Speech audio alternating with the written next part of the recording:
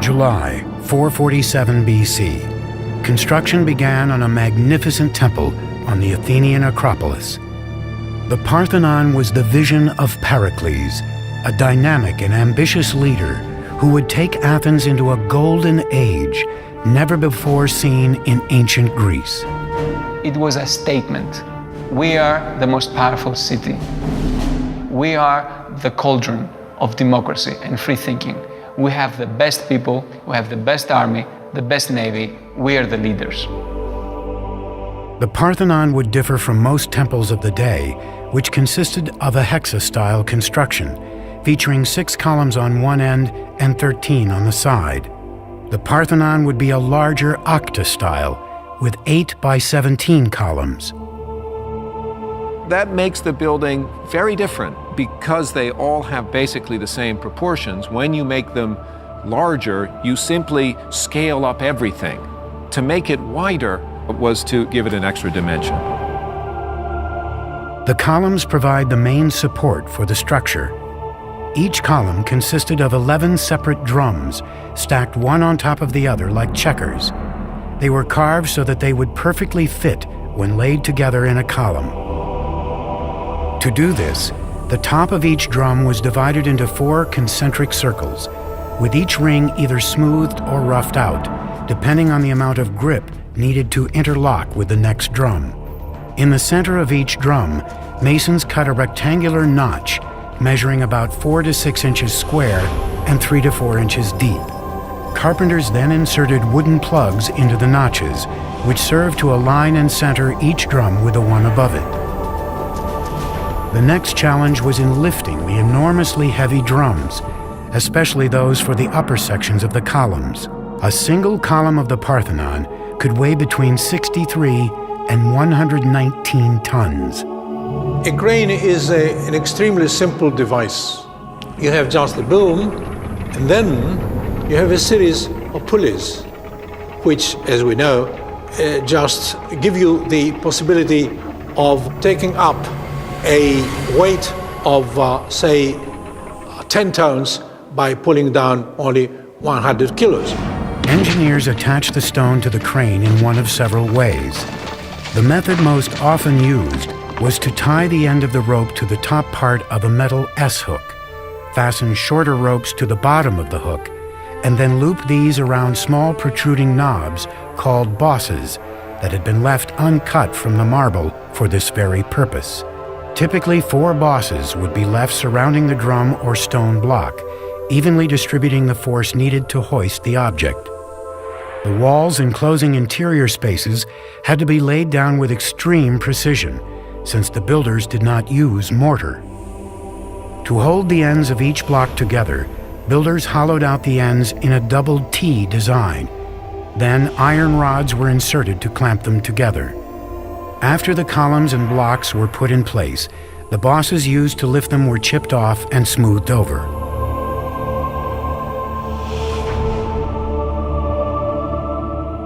There's a saying that there are no straight lines in the Parthenon.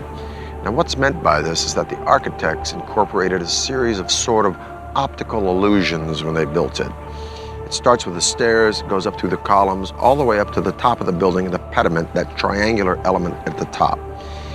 So let's take a look at the stairs. They seem to be straight, but no, closer look, they bow in the center and they go back down at the end. Now this conceit, if you will, continues right up to the columns. This column is of the Doric order. There's no base. It seems to grow right up out of the stone. Each column has 20 flutes, which makes the column sort of undulate as you look around it. And then the column bows out in the center and bows back up at the top. This is a process called entasis. Such long lines, which are more or less at the level of your horizon, tend to curve. So in order to extinguish this effect, they curve them the other way. So the result, again, is more harmonious, and you see it as being straight. Because if it was all straight, perfect, right angles, then you will see it like that. The Parthenon's main function was to provide shelter for the monumental statue of Athena. Parthenon was an extremely expensive building.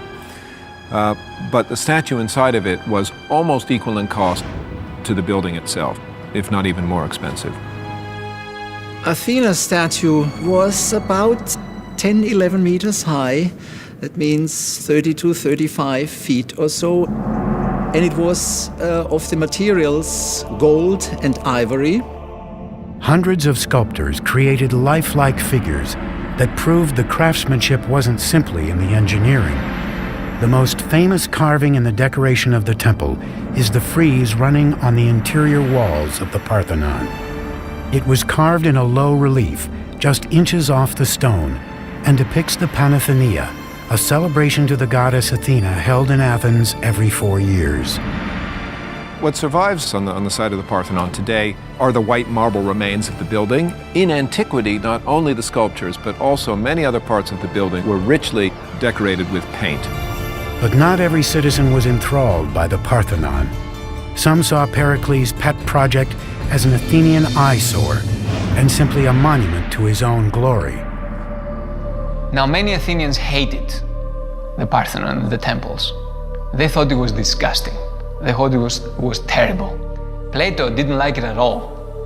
For many Athenians, when they saw in their holiest of holies, if you like, those new buildings coming up, buildings that had incorporated novelties, buildings that were making a break from the past. The whispers of discontent in Athens weren't limited to the Parthenon. As Pericles continued to expand Athens' domination, his rivals began to conspire against him. Soon they lashed out and attacked his close associates. At the top of the list was an elegant and educated woman named Aspasia, a member of the elite Hetairae social caste and Pericles' consort. The Hetairae were high-class courtesans, often compared, for example, to geishas in Japanese culture. Hetairae moved in the top circles in Athenian and Greek cultural life. In classical Athens, a woman's role lay under the dominion of men, but Aspasia was the exception to the rule.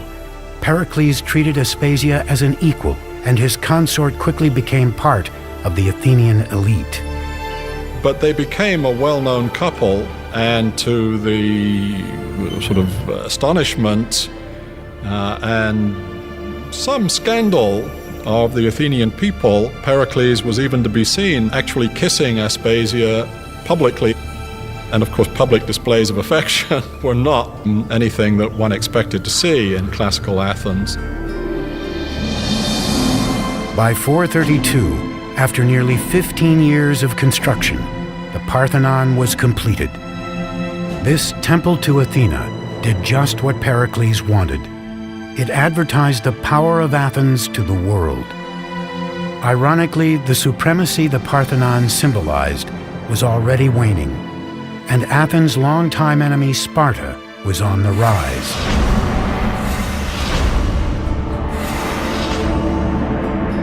Once Athens had established this great alliance system, or as some people put it, this Athenian empire, and arguably that's what it became, the Spartans began more and more to look askance, as it were, at the Athenians, and eventually, by the 430s, to feel threatened by the Athenians. In 431 BC, Sparta moved on Athens. For 2 long years, Athens held out against the Spartan siege. But Pericles' shining city was about to come under attack by an invisible enemy. After a couple of years, because of the overcrowding in the city of Athens, disease that seems to have come originally from the Near East attacked the Athenian people. It's known as the Great Athenian Plague. Large numbers of Athenians died in this plague. Pericles, now in his early 60s, survived the plague, but was physically weakened and bore the brunt of the blame for the city's misfortune. In 429, with plague and war overshadowing his beloved city, Pericles died.